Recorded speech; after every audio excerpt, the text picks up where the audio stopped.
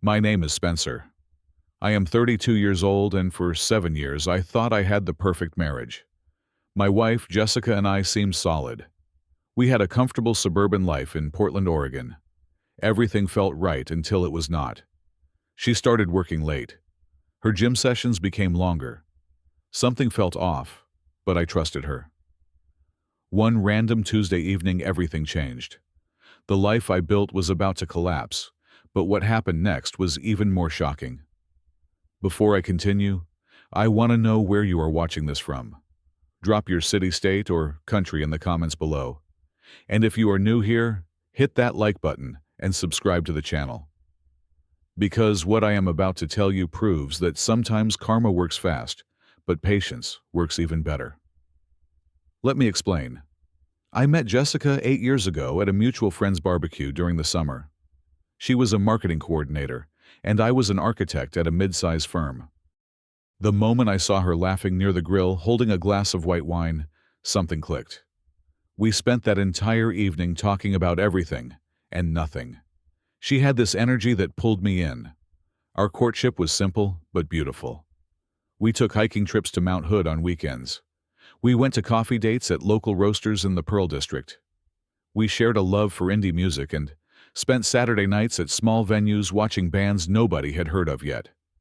6 months later, I knew she was the one. We got married the following spring. It was a small ceremony with 50 guests. The reception was at a vineyard just outside the city.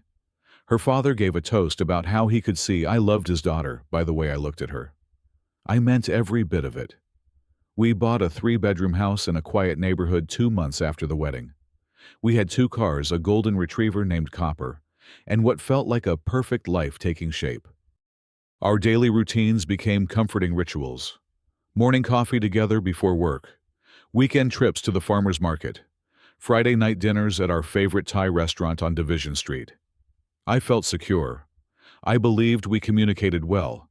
We never had major fights. Jessica seemed happy. She supported my career. She talked about starting a family soon. Everything pointed toward a future I wanted. Then around 6 months before everything fell apart, things started changing. Jessica got promoted to senior marketing manager. It was a big step up. New responsibilities meant longer hours at the office. She had to travel to Seattle occasionally for client meetings. I was proud of her. I wanted to be supportive. But the changes went beyond work. She started dressing nicer. New clothes appeared in her closet. She spent more time on her appearance each morning. Her evening gym sessions became routine. Some nights, she would not get home until 9. When she did, she seemed distant. Distracted. Her phone behavior shifted too. She kept it face down on tables. She took calls in other rooms. I would see her smile at texts and quickly put the phone away when I walked into the room. When I asked about her day, her answers became vague. She stopped initiating intimacy. When I tried, she said she was tired or stressed from work. Our weekend plans decreased. She had work events, team dinners, networking happy hours. I told myself this was normal. Promotions come with pressure. I wanted to trust her. I felt guilty for even suspecting anything. I thought I was being paranoid. My friends noticed too. My buddy Kyle mentioned at a group dinner that Jessica seemed different, more distant. I defended her. I explained the promotion stress. But doubt crept into the back of my mind. It sat there growing. One night, I found a receipt in her car. It was from an expensive Italian restaurant downtown. The date was from 2 weeks earlier, when I had been out of town for a work conference. When I casually asked about it, she said it was a client dinner. Her answer came too quick, too smooth. Something felt wrong, but I had no proof. Then came that Tuesday evening. I came home early from work. A project deadline had been moved up, so I left the office around 4:30 instead of my usual 6. Jessica's car was in the driveway when I pulled up. I figured she had come home early too. I walked in through the front door. Music was playing upstairs. She had not heard me enter. Her phone was charging on the kitchen counter. The screen lit up with a text notification. I stopped. My gut told me to look. I had never invaded her privacy before. In 7 years of being together, I had never gone through her phone. But standing there staring at that screen, I knew. The message preview read, "Can't wait to see you tonight. Wear that blue dress I love." The contact name was Marcus Jim. My heart dropped. My hands started shaking. I picked up the phone. I knew her passcode. It was our anniversary date. She never changed it. I opened the message thread. What I found destroyed me. Months of messages. Flirty texts back and forth. Explicit photos she had sent. Hotel confirmations. Declarations of love. Marcus was her personal trainer at the gym. He was 26 years old. The affair had been going on for 4 months. They met 3 times a week. They talked about a future together. The worst message I found was from her. She wrote that she felt alive again with him. That our marriage felt like going through the motions. That she had not felt this kind of passion in years. Reading those words felt like a knife twisting in my chest. I heard her footsteps coming down the stairs. I quickly put the phone back on the counter, exactly where it had been. I stepped back toward the door and pretended I had just walked in. She came into the kitchen, smiled, and kissed my cheek like nothing was wrong. She asked how my day was. I said it was fine. She lied so naturally, so easily. That night I lay in bed next to her. She fell asleep within minutes. I stared at the ceiling for hours. My mind raced. I felt numb, betrayed. I questioned everything about our 7 years together, but I said nothing. I decided to gather more information before confronting her. The next 2 weeks turned me into someone I did not recognize. I became a detective while pretending everything was normal. I checked our phone records online. There were hundreds of calls and texts to Marcus's number. I followed her one evening after she said she was going to the gym. She drove to a modern apartment complex downtown. She went inside. 3 hours later, she came out, fixed her hair in the car mirror, and drove home. I hired a private investigator.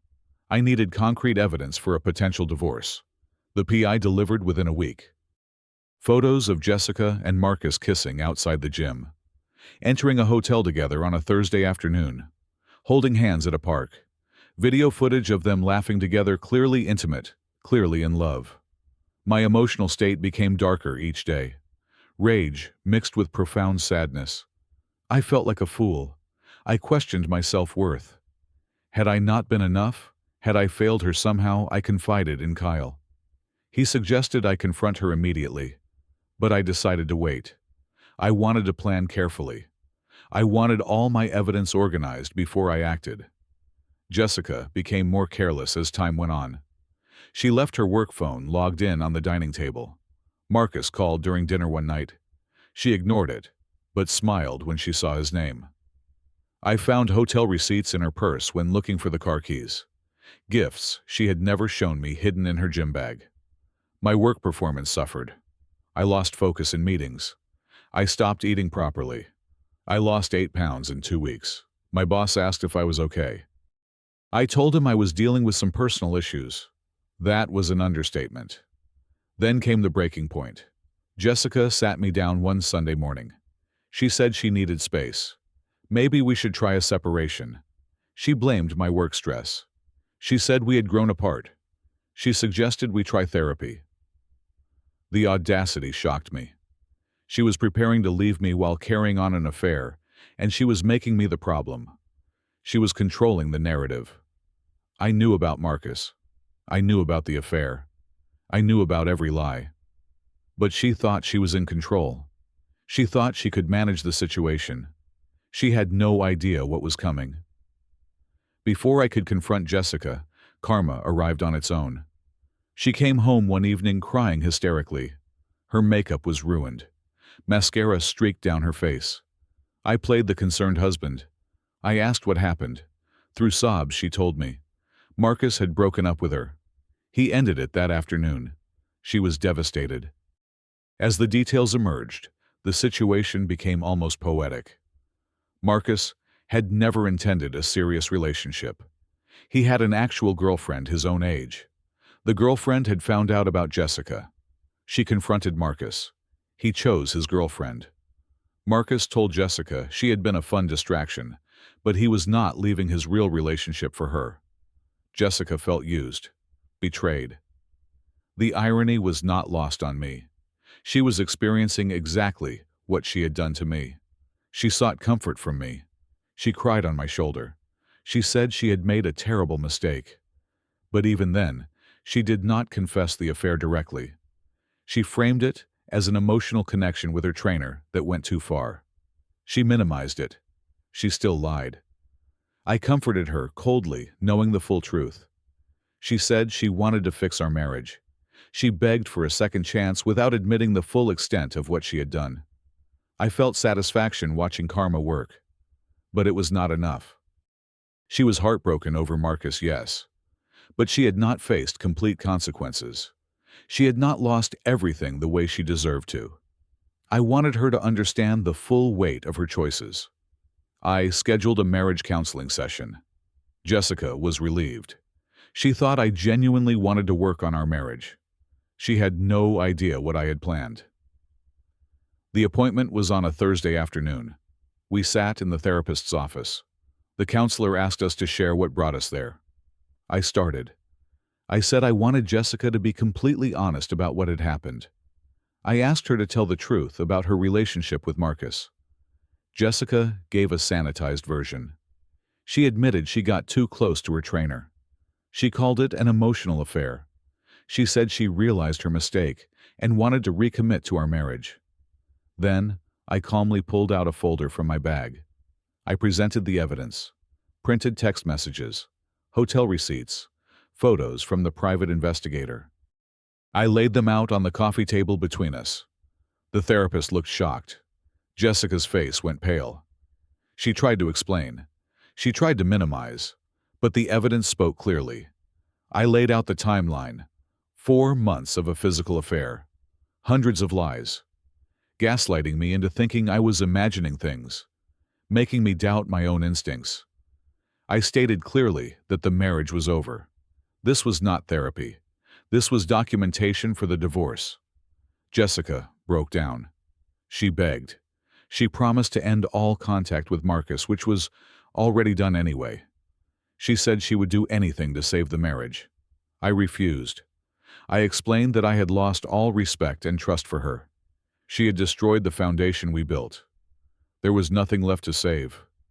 We discussed logistics right there. I wanted the house. It was in my name. I had paid the down payment with money I saved before we met. I would not fight her on small things, but I wanted what was mine. Jessica panicked about finances. Her income had gone to maintaining her lifestyle. She had minimal savings. My lawyer had already helped me protect my assets. But I did not stop at divorce. I took it further. I contacted Jessica's company Human Resources Department anonymously. I provided evidence of her affair. Marcus was not just a random trainer. He was a contractor associated with the gym that her company subsidized for employees. The company had strict ethics policies about relationships that could affect business judgment. Jessica was called into a meeting with Human Resources. They investigated. Within 2 weeks, she was demoted from senior marketing manager back to coordinator. Her salary was cut by 30%. Her reputation at work was damaged. Colleagues whispered. Her career trajectory was destroyed. Word spread in our social circle. Friends took sides. Most supported me when they learned the full truth. Jessica lost her friend group. She was no longer invited to gatherings. She became socially isolated. Her parents, who had always adored me, were horrified when they found out what she did. Her relationship with them became strained. Jessica moved into a small, one-bedroom apartment across town. She struggled financially after the divorce settlement. She had to sell her car and buy a used one. She downgraded her lifestyle significantly. Everything she had built crumbled. Meanwhile, I focused on myself. I threw myself into work. I got promoted to senior architect within 6 months. I took a solo trip to Europe that I had always wanted to take. I posted photos on social media. I started working out regularly. I lost the stress weight and then some. I looked healthier than I had in years. I bought a new modern condo downtown with a view of the city. I decorated it exactly how I wanted. No compromises. I started dating again after about a year. I met someone named Amy through mutual friends.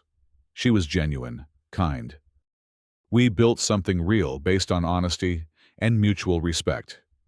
Jessica saw my success on social media. She realized what she had lost. She tried reaching out multiple times. Apologetic texts, long emails explaining herself. She even showed up at my office once.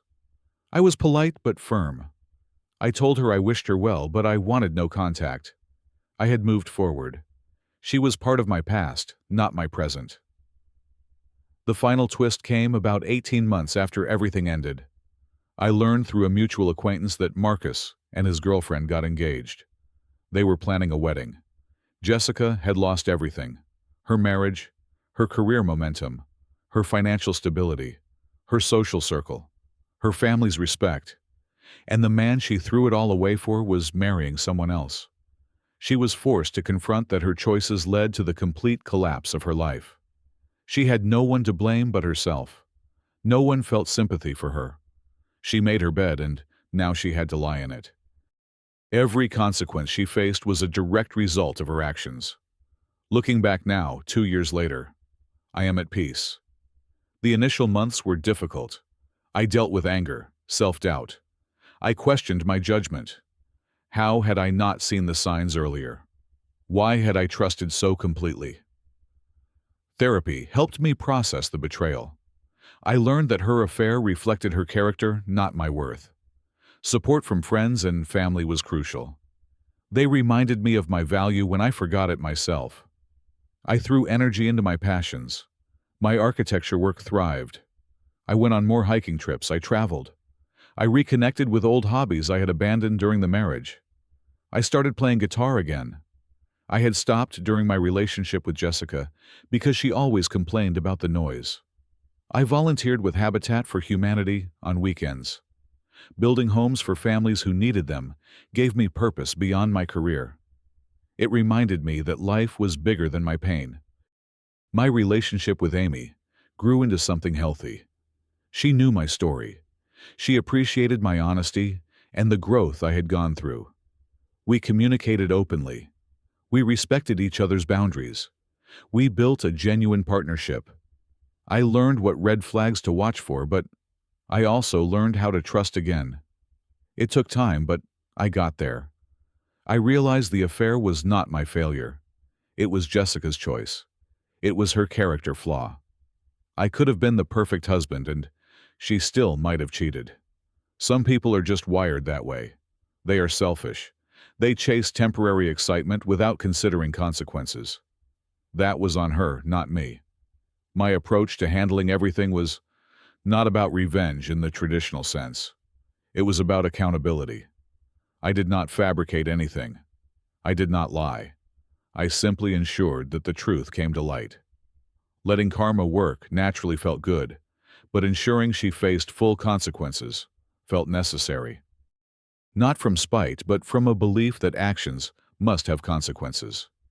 Jessica never truly took responsibility. Even in her apology texts, she minimized what she did. She played the victim. She blamed circumstances. Real consequences forced her to face the reality of her choices. Sometimes, people need to lose everything to understand what they had. I learned that you cannot control others' actions. You can only control your response. I could have stayed angry and bitter for years. That would have only hurt me. Instead, I chose growth. I chose to move forward. I chose to build a better life. The best revenge was not making her suffer. It was living well. It was building a life I was proud of. It was finding genuine happiness. I do not hate Jessica anymore. I feel indifferent toward her. She is a chapter in my past, not a character in my present. That indifference is freedom. I realize that holding grudges only hurts yourself. Letting go brings peace. My success was not to spite her. It was a genuine pursuit of happiness and fulfillment. The inner peace I found came from knowing I handled the situation with integrity. I did not stoop to cruelty. I did not become vindictive in a petty way. I simply stood up for myself and ensured the truth was known. Trust is the foundation of any relationship. Once it breaks, rebuilding is nearly impossible. When someone shows you who they are through their actions, believe them the first time. Do not make excuses. Do not rationalize. Accept reality and act accordingly. You deserve someone who chooses you consistently, not just when it is convenient, not just when their backup plan falls through.